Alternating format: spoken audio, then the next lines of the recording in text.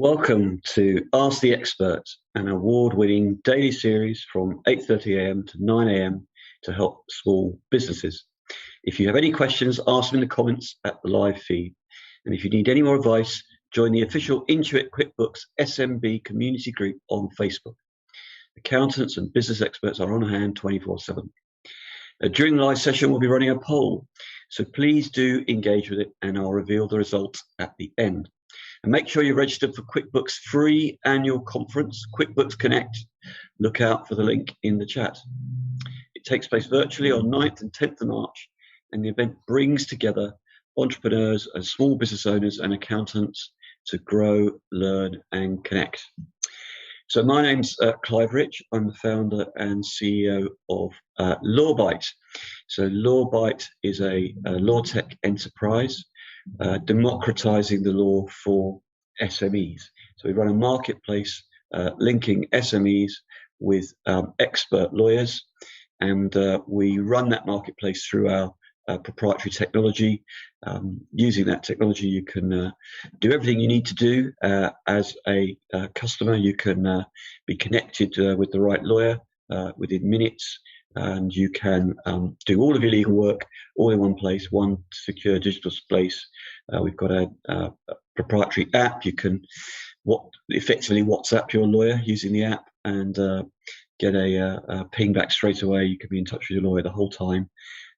You can place inquiries, you can get quotes, you can upload documents, you can e-sign, you can edit, you can share, you can store, you can run a subscription product off the dashboard if you want. You can run your milestones for each case off the dashboard if you want. So everything is there for you. And the idea really is to create law that is fast, affordable, and easy, rather than slow, expensive, and complicated, which is what most SMEs are used to. Generally speaking, we find our lawyers are about 50% or less of the price of equivalently qualified lawyers. And we only use regulated, experienced lawyers through our own regulated firm that sits on the platform, which is called Law Briefs. We've dealt with some 40,000 SME inquiries so far, and we get 70% of our business every month is repeat business. So sounds like people are enjoying it, with a 98% customer approval rating on FIFO. So give it a try, lawbite.co.uk, or you can find us by filling in a form on the site, or engaging in live chat on the site, or you can call us 0207 148 1066. Okay, so we're going to have a chat today about IP, intellectual property. Intellectual property is one of those things that people have a very hazy view of because it feels a bit intangible, but it can actually create mountains of value for your enterprise. It's very important to know about it, identify it, and protect it. So what is IP, first of all? It's the value generated by your creativity, and it tends to resolve itself into four main types of intellectual property, which we'll talk a little bit about today. Copyright, trademarks, design rights, and patents. There's also a subcategory called trade secrets, which we'll get to if we have a chance. So those are the four types of IP, and it's important to realize how significant they are. So they all have in common that they help you prevent other people copying or using what you've created without your approval. You can also make money out of trading your IP. You can license it, you can franchise it, you can sell it, and they add significant value to your business. So having IP that's protected will help you get more investment on better terms. Investors love to see there's something protectable in the business. And ultimately, if your aim is to sell the business, then having protectable IP will, without any question, enhance your sale value. So it's worth doing. And I'm just going to give a few examples of the kind of value that can be created. So for copyright, for example, the Marvel movies have generated about $25 billion worldwide since their inception. That's all based on copyright in the films. So massive amounts of value there. If you think about trademarks, well, Apple and Google are both worth well over $1 trillion. Apple's now worth over $2 trillion. About a third of that value just resides in the trademark. So we may not be Apple or Google, but trademarks can still be an important part of our value. In terms of patents, there are almost 20 million patents worldwide.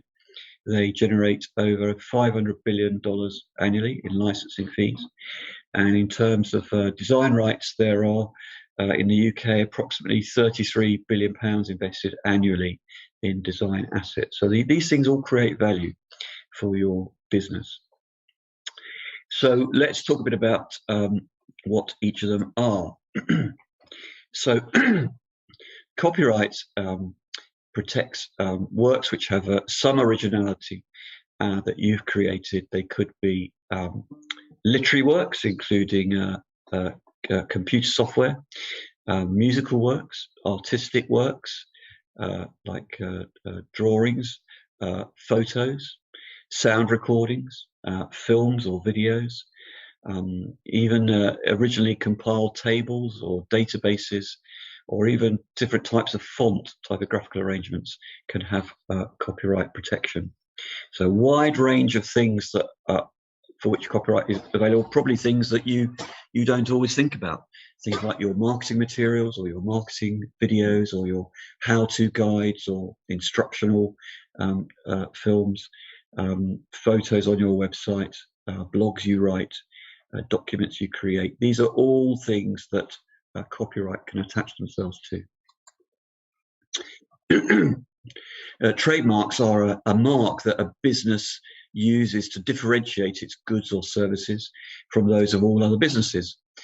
Generally, the mark's got to be capable of being represented graphically, but the protection is quite wide. It can be designs, letters, numbers. 007 is a registered trademark. It could be slogans, like Nike's "Just Do It." Could be the shape of a product or its packaging, sounds, even jingles. Remember that infuriating Intel Inside is a trademark.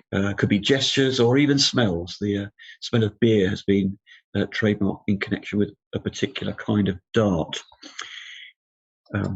So very wide-ranging protection for trademarks. You can't just create a trademark out of something that's purely distinctive. That is purely descriptive and doesn't have any distinction. So you couldn't just trademark the name Rugby Boots, because that's just in generic use. And you can't add slogans as trademarks that simply add value to your business. So you can't say the world's best boomerang and trademark that. Design rights can be either registered or unregistered. They enable protection of texture, contours, shapes, materials, colors, ornamentation. They apply to packaging. They could also apply 2D to graphic symbols. Registered ones can. So that's another important source of protection. The design must be new. There must have been no disclosure for more than 12 months before the date of the application, and they must have individual character. A patent is either a product or a process. It's got to be not made available before in such a way that a skilled person could work out the invention for themselves. So it's not got to be part of something called prior art. It must involve an inventive step, and it must be capable of industrial application. So patents tend to apply to things that can be reproduced regularly, industrial processes or industrial products or technology. And next thing really is how you go about protecting these things. So in the UK and most of the rest of the world, you don't have to register copyrights. It just arises when you have reduced your ideas, your creativity to a tangible form. There are some territories where registration is required. US is an example, but otherwise, no real formalities. Useful to use that C symbol in a circle because it makes people aware there is a copyright owner and stops any defense of innocent infringement.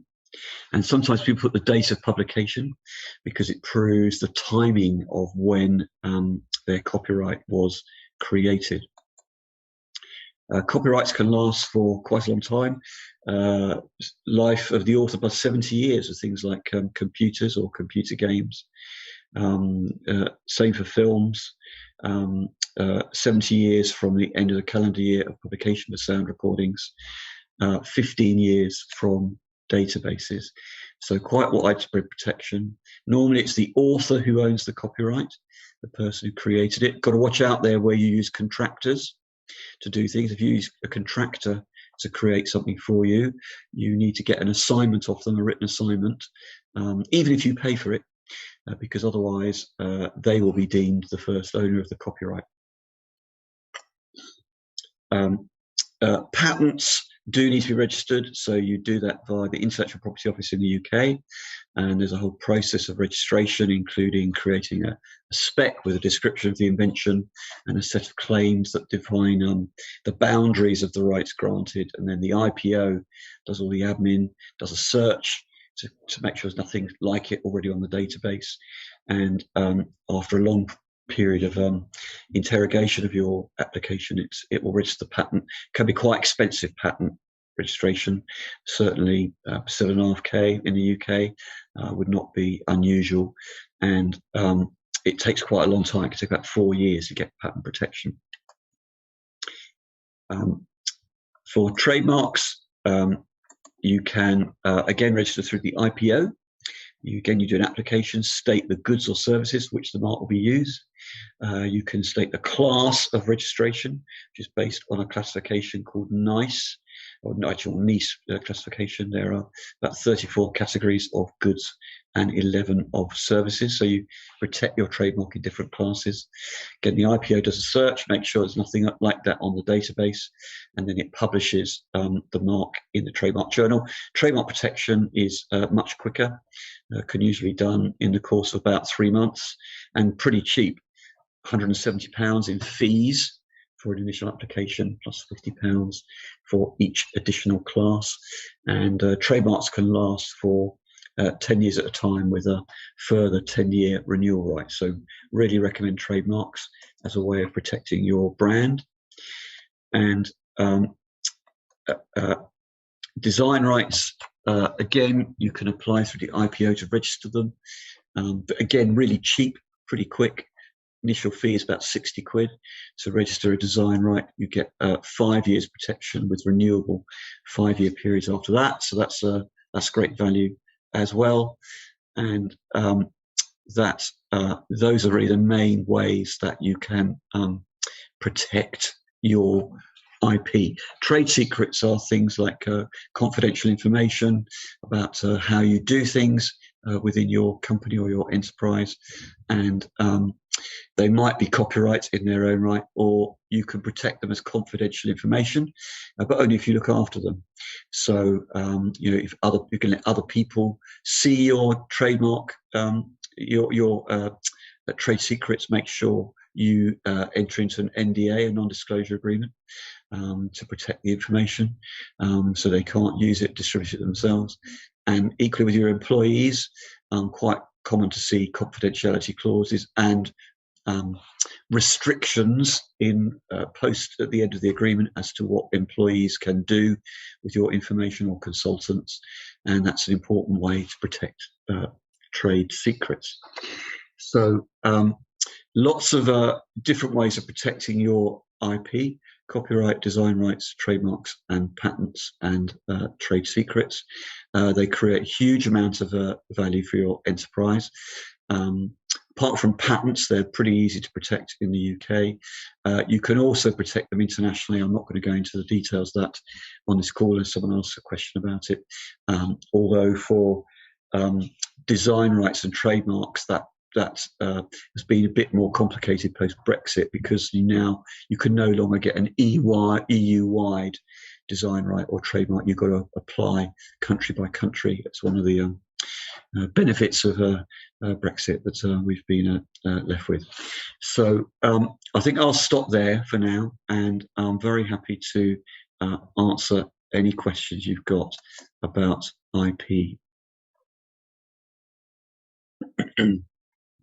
Yeah, so Will on Twitter says, when we're coming up with products, how can we ensure we're not plagiarizing or infringing on other businesses' intellectual property? Well, for things like design rights and trademarks and patents, you've got the register. So the whole point of those processes is you register your protection, and that is an indication that you have the protection, and everyone else needs to watch out. And for those three types of right, you don't have to actually, if it's registered, you don't actually have to show even that someone intended to copy what you're doing. You just have to show that they have in fact copied or substantially copied your trademark or your design or your patent. So they're very useful, right? So the best way to avoid inadvertently infringing is to inspect the databases, the IPO, and search. You can do searches for example, trademarks. You can see if someone's got a similar mark to you or the same mark in the class of goods or services that you want to use it for. And I recommend that whenever you're thinking about creating a brand, because otherwise you can find that you invest a lot of time and energy creating it and marketing it, and then someone pops up and writes to you a nasty lawyer letter saying, oh, I've got the trademark in this, you can't use it. And if they're right, then you will have to withdraw, because it doesn't matter whether you knew what you were doing or not. Their right is an absolute right. So good to check the registers. Bit harder to check whether someone's got a copyright. But you can assume that creative things like films and literary works and photos and documents, probably have a copyright owner, and therefore really the onus is on you to search out who that is and get permission if you need it. Just to allay a common fallacy there, it's still an infringement even if you use a small amount of something. It's a commonly held myth that if you use less than 30 seconds of a film, it's not infringement. Well, it still is infringement. The damages might be quite low, but it's still an infringement. So I think that probably answers that question. Do you have any advice on the best way to look up patents? I've tried once or twice. It seems incredibly time consuming. That's from Fraser on Instagram. So the IPO patent register, best way to check, and there are similar registers abroad if you're thinking about doing something overseas. Look, I think if you're registering trademarks or design rights or patents, although it's very cheap, I think it is useful to have a lawyer help you, just because they're familiar with what's registrable and what isn't, and the process of going through these things, and you can help them, or rather they can help you by doing searches of the relevant databases before you get started. So if you're finding it confusing, you're not alone, but an expert can help you unpack it all instantly. This is from Salman on Facebook. I run a small chicken shop chain in my local area, and I've been looking into franchising. I'm interested if it's possible to get some IP around our recipes. How do I know if there's something I can do, and what should I be looking into? Well, so to create copyrights, which is probably what a recipe would be, it would be primarily a literary work. You would need to show some originality in what you've done. So if you just create a recipe that's or replicate a recipe from Jamie Oliver, that's not copyright, because you've just produce something out there that's out there already. And I would think generally for recipes, there are so many recipes that have been invented over the years. It's probably quite difficult to create something with sufficient originality. But if you can, then you can copyright that recipe, and you'll be able to potentially prevent other people using it, or stop them if they are using it. You might also be able to create a trademark around your recipe if you can make it sufficiently distinctive. Those are probably the two best routes. But I think recipes probably quite hard to do. What you might be better off if you create a compilation of recipes, in which case that compilation is protectable in the same way as if you have a compilation album like Now 28. Although the individual tracks on that album are not owned by the people who put out the compilation, the actual compilation itself, i.e. the aggregation of them all together in that one record, that can be copyrighted. Okay, Jade on Twitter. How has Brexit affected intellectual property rights? Any changes we should be aware of before entering the IP market? Yeah, well, as I mentioned in the chat, the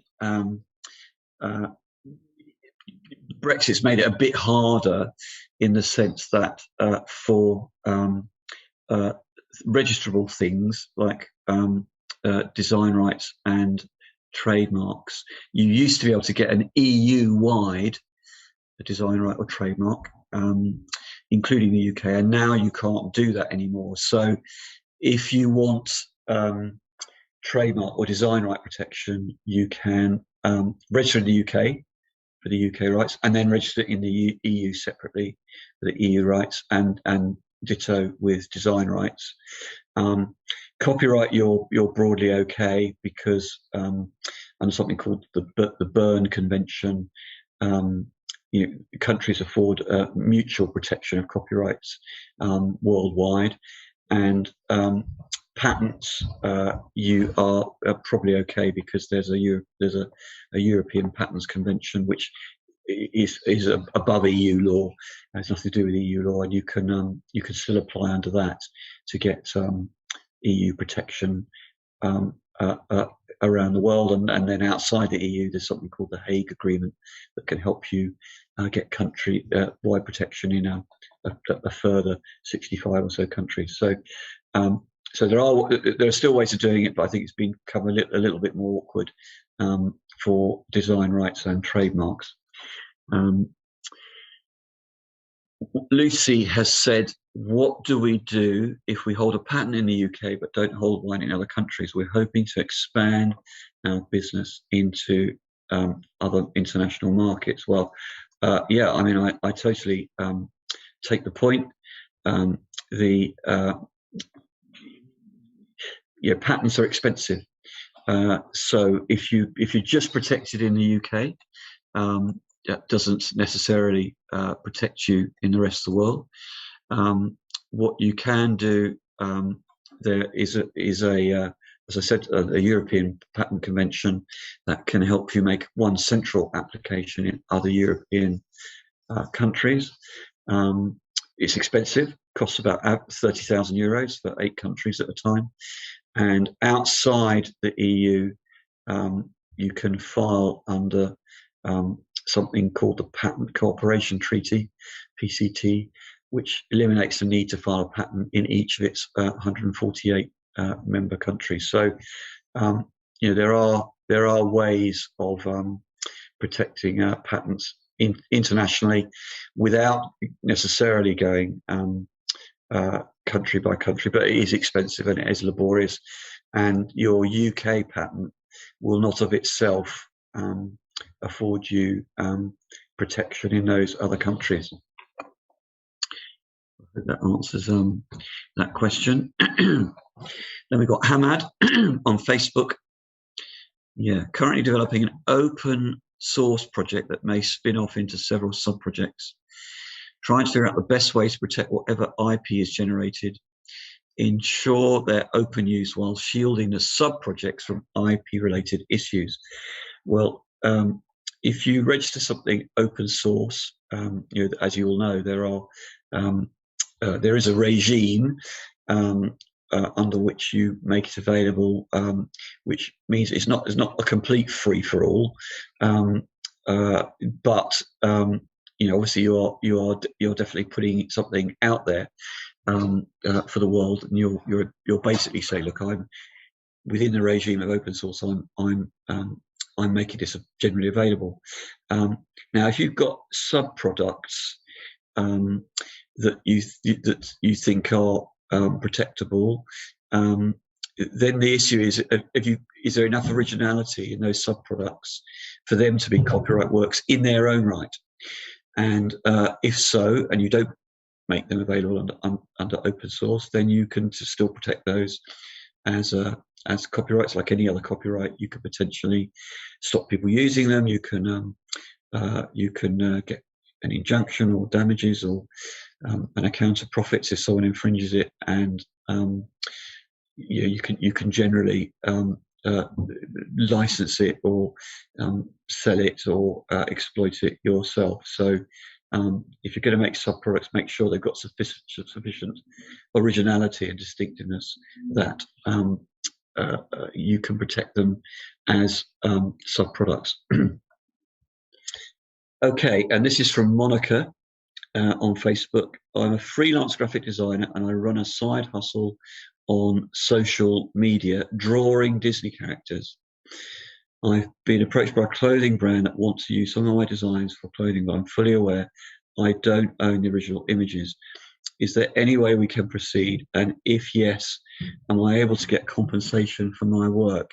I think that's a tough one, Monica, because certain brands are more protective than others of their copyrights, and Disney, I would say, is a pretty strict policeman. Technically, if you're using their characters and then trying to monetize the results, I can't see how you can avoid needing permission to do that. And that's probably quite hard work. It's a massive organization, very protective, would probably charge quite a lot, even if it wanted to entertain it, and it's very protective of its brand. It probably wouldn't allow it. Obviously they have a massive global market in their own clothing based on their own design. So I think that's probably a tough one. I'm sorry, Monica, I know it's not what you wanted to hear. Okay, the poll results are in. Do you have a process for identifying, protecting and creating value from your IP? So a third of you said yes, a third of you said no, and a third of you said sort of.